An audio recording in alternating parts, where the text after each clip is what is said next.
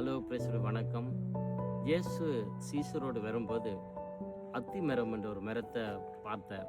அந்த மரத்தில் கனி இல்லாமல் இருந்தது. அந்த மரம் அழகாக வடிவாக அந்த மரம் இருந்தது. அந்த மரத்தை ஆண்டவர் பார்த்தபோது அதில் இது கிடைக்கும் சொல்லி வர அந்த இடத்துல ஓடி போய் பார்க்கும்போது அந்த மரத்தில் கனி இல்லை, ஆனால் அழகாக மரமாக இருக்குது. ஆண்டவர் இயேசு கிறிஸ்து அந்த மரத்தை பார்த்து சபிச்சிட்டார். ஏன் ஆண்டவர் அந்த மரத்தை சபிக்க வேணும்? எங்களோட வாழ்க்கையில் எங்களோட பாவத்திலிருந்து அக்கிரமத்திலிருந்து எங்களை மீட்டு கொண்டு நல்ல கனி அவருக்கு தருவோம் என்று அவர் எதிர்பார்த்திருக்கிறார். ஆனால் நாங்கள் எல்லா சரீரமும் நல்ல வியாதி இல்லாமல் வேதனை இல்லாமல் எல்லாத்துலேயும் நல்லா இருக்கிறோம். ஆனால் தேவனுடைய வார்த்தையை யாருக்கும் சொல்லுவதில்லை. நல்ல மரமாக வளர்ந்திருக்கிறோம், ஆனால் தேவனுடைய சத்தியத்தை யாருக்கும் சொல்லுவதில்லை.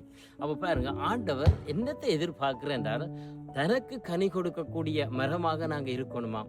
அந்த மரம் அதுதான் ஆண்டவர் பார்த்து எந்த காலத்தில் கனி கொடுக்காத மரமாக இருந்தாலும் அது நல்ல வடிவாக இருந்தாலும், ஆனால் எங்களுக்கும் பார்க்குறங்க ஆண்டவர் ரசிக்கப்பட்டு இவ்வளோ காலத்துக்கும் நாங்கள் எதை குறித்து தேவனுக்கு நாங்கள் கனி கொடுத்துருக்கிறோம்? தேவனுடைய சுவிசேஷத்தை பற்றி கனி கொடுத்துருக்குறோமா?